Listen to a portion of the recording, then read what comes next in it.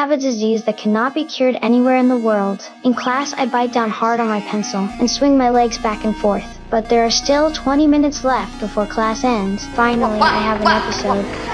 The whole class laughs at me. The teacher stared at me, refusing to believe it was my illness. She thought I was deliberately causing trouble and forced me to apologize to the entire class. But I truly have an uncontrollable condition that causes me to make strange noises. From my first day of school, I was given all sorts of nicknames. Violent classmates bullied me, and indifferent classmates looked down on me. Even the teachers disliked me and often called my mother to warn me. If I didn't improve, I would have to drop out. Back then, there was no internet, and psychologists couldn't diagnose it. Luckily, I had an amazing mom who believed I wasn't intentionally causing trouble. She went to the library herself and looked through book after book. Finally, she found a word: Tourette syndrome. It was because my brain was sending the wrong signals, causing me to make uncontrollable movements. Mom took me to see a doctor, but the doctor told us there was no cure for this condition. Mom broke down completely after hearing that. At that moment, I ran over to comfort her. You can do this, alright?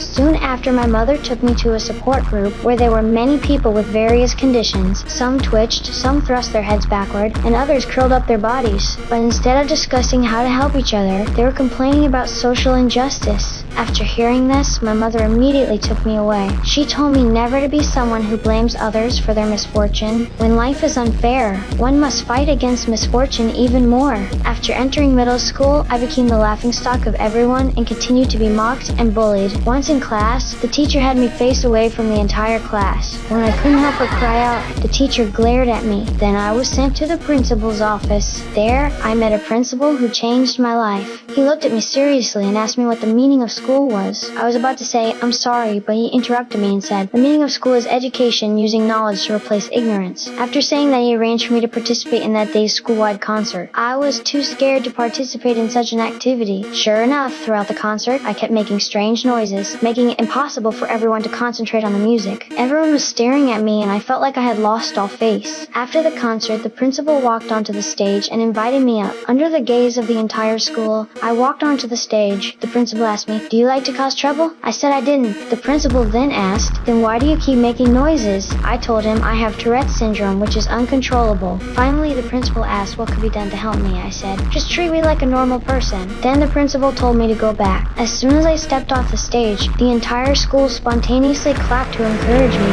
At that moment, I felt a level of understanding I had never experienced before. I realized for the first time that I didn't need to apologize. I looked at the principal gratefully and he smiled back at me. His brief words brought healing to my heart. This is the power of education. From that day on, I made